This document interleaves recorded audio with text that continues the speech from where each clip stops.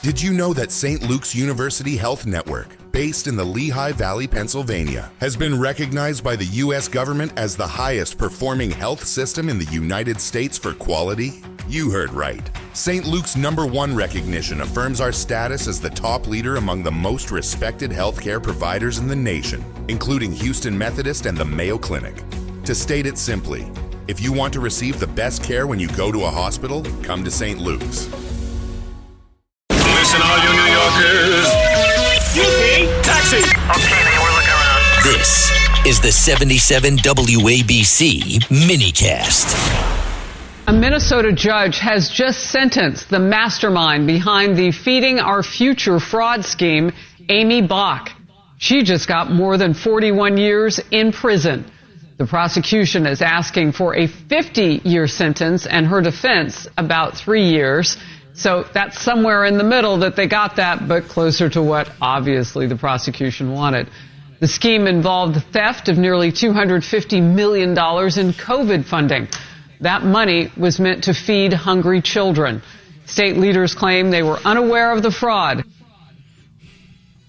Yeah, right. Welcome, my friends, to the Thursday edition of Bo Snerdley's Rush Hour, fastest hour in American media. You heard it right, Amy Bach.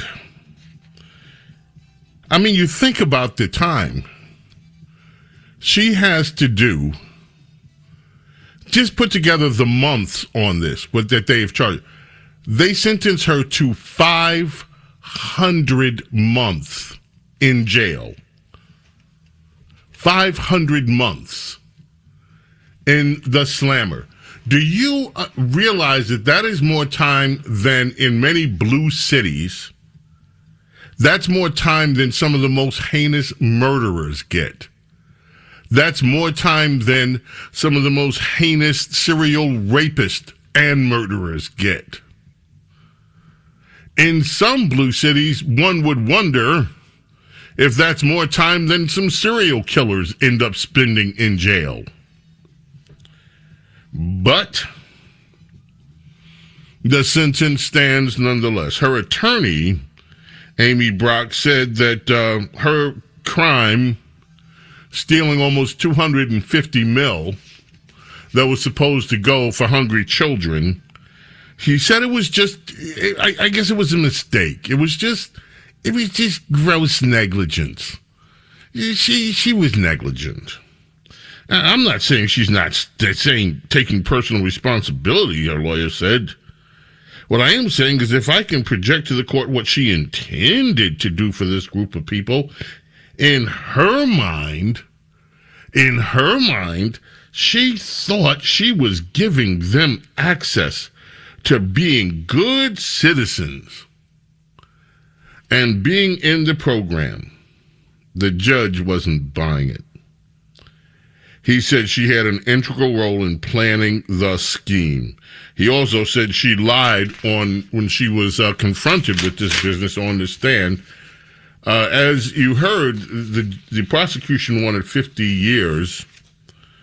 They're giving her 41. But she's got to pay back some money, too. And I wonder how she's going to do that. She's got to pay, I think I'm looking for the figure, I believe they asked her to pay almost $240-something million back. 41 years in prison. How many license plates is that? How many license plates is that? That's a bunch of license plates. Yeah, they want her to pay back almost $243 million. What do you think the chances are? You know, Carlos, this woman could afford to go to a Knicks game. She could afford the good seats. She could take all of us to a Knicks game. Maybe, and she wouldn't have to go out to Cleveland to get discount seats.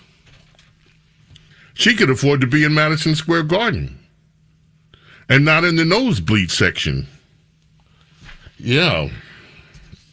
Meanwhile, we have other news. So you got that one, $250 million in that one. Let's go to cut one, shall we, and check out U.S. Attorney AG Colin McDonald, he had an announcement of his own this afternoon, too. This morning. We are announcing criminal charges against 15 defendants in Minnesota 15. for fraud schemes that targeted over $90 million in taxpayer dollars. Let me be clear up front about something.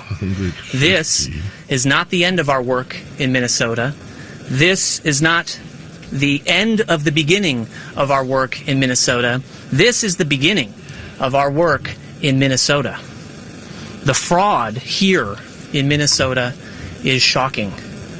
Our cases today involve 7 different state-managed Medicaid programs that have been systematically pilfered by fraudsters who treated Minnesota-run programs as their personal piggy bank. One of the programs has been completely shut down because there's no money left. It's all gone. That was Minnesota's state-run Housing Stabilization Services program. They stole every brown penny, every silver dime out of it. If it was there to steal, they stole it. They got it all. It's pretty amazing. And then you have another headline out of Minnesota. Here's a headline from Fox this afternoon. Owner of daycare in viral Nick Shirley video charged with $4.6 million daycare fraud scheme, prosecutors say. I saw a guy, he was on the Charlemagne. You know what they're doing with Charlemagne? They're going to put him on Netflix in the morning. Anyway, the breakfast thing. There was a guy there that was arguing that Nick Shirley's a bogus reporter. He doesn't follow journalism, and he's picking on black people and blah, blah, blah, blah, blah. And how dare Nick Shirley? He's just some random dude. He's not really a journalist. Headline. Owner of daycare in viral Nick Shirley video charged with 4.6 daycare fraud scheme, prosecutors say. A woman, we got that, let's see. Accused of pocketing $1 million. Her name is Faima Ega Mohammed. She was charged Wednesday with wire fraud and conspiracy to defraud the United States. She's another one that was indicted for her role in the Feeding Our Futures, but she had a separate scam to make millions. And so let's add that up. Just what we have in the initial segment of the show. We got $250 million, and then from the Feeding Our Futures, then we got another $90 million from this other one where they looted everything so bad one of the programs, Housing Stabilization, had to cut down. Let's see.